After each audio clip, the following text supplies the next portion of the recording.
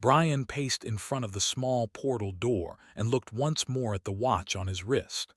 The thought of Madison in hell went against every basic instinct he possessed. He should have done something to prevent her from going. Michael, Gabriel, and Uriel left long ago with Kennedy to come up with ways to draw Mastema out of hell with Tiffany. They thought he'd allow them to use Madison as bait. They'd lost their minds. He'd never agree to such a ludicrous plan. Raphael remained behind with him and hadn't said a single word, which suited Brian just fine. He didn't feel the need to partake in mindless chatter. If the angels thought they could use innocent humans as lures in their schemes to protect them, well, they would soon learn Brian wouldn't stand for any of it. Where was Madison? She'd gone into hell almost an hour ago. With each passing second, his apprehension grew. He focused on her face, blocked out any other thought, and sent her his strength. He'd done the same on the night his young ward almost died. When her frail little body wanted to give up, Brian replenished her strength until his had all but run bone dry. He had a sense of duty to his ward, but what he did for Madison he did because he had no other choice. Though he didn't understand why, he knew if something ever happens to Madison, his life would never be the same. The joy would be gone. Brian groaned. If she ever heard him say things like that, she'd run so far in the other direction he'd never be able to convince her that he wasn't some crazed stalker. He knew absolutely nothing about women. When they weren't acting irrational and putting themselves in danger, they were annoyed at something he said or did. Madison didn't laugh at him or make him feel inadequate. She looked up at him with those stunning blue eyes of hers and made him feel as if he could move mountains. Her faith in him restored his faith in himself. She made him want to be a better person just to live up to the reflection he saw in her eyes. "Hey, you two! What are you doing over there?" Asked Captain Lambert. Great, the human law enforcement officers picked that moment to walk down the alleyway. "Is there a problem, officer?" Brian asked. "This area has been under surveillance. Some of the neighbors have complained about shady dealings taking place."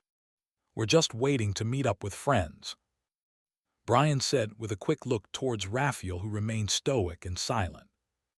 "Waiting for friends in the middle of an abandoned alley?" The cop asked. "Yes," Brian said. "This is a dead end. There is nothing here but fire escapes and trash." The man persisted. "Not to mention an ancient portal which led to hell, right behind the dumpster the cop stood in front of. It's not a crime to stand in an alley," Brian said, annoyed with the interruption. "Then you wouldn't mind if I searched you?" He asked. He did. "I do mind. I've done nothing wrong. I'm standing here waiting for my friends," said Brian. The last thing he wanted was to explain wings to someone who didn't have them. "What about you?" The policeman looked at Raphael, who remained silent. "He's not one for words," Brian said. Then, to his surprise, the officer began to make gestures with his fingers and hands. He must have assumed Raphael was deaf and took it upon himself to translate his words by sign. "He's not deaf, he just doesn't talk." Raphael stared at the intruder as if he'd lost his mind, but gave a quick shake of his head when the man signed and asked if he could search Raphael.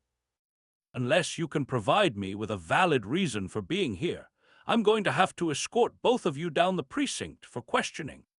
For standing in an alley, was he for real? "You want to arrest us for standing here?" Brian asked.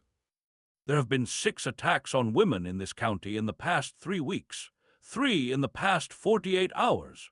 I would rather waste our times than take the chance you aren't completely innocent of any wrongdoing." The idea that he could, even for one moment, think that Brian had anything to do with the attacks rubbed his pride raw. "Do not paint me with the same brush as someone who would harm the innocent." "What's it going to be? Do you have a reason for being here, or are we taking a nice little trip downtown?" Brian sighed. He had an overwhelming urge to deck the cop, but knew that the man should be praised for being diligent. While others would turn a blind eye, this man stood up for the weak and downtrodden. What a disgusting display of heroic behavior. I can't leave this spot. It is very important that I wait for my friends. Brian tried once more even though the words sounded suspicious to his own ears. Perhaps you should try meeting at a coffee house soon. There's less of a chance that someone like me will come along and arrest you. Arrest me, you're going to arrest me. Brian's mouth fell open as he stared at the man. You are both under arrest for loitering. The man babbled some other words that involved lawyers and having the right to remain silent. No tall order for Raphael, who hadn't uttered a single syllable since the cop arrived. Within seconds, they were both handcuffed and being led down the alley to an awaiting police car. Brian hoped Raphael knew someone with bail money. He sure didn't.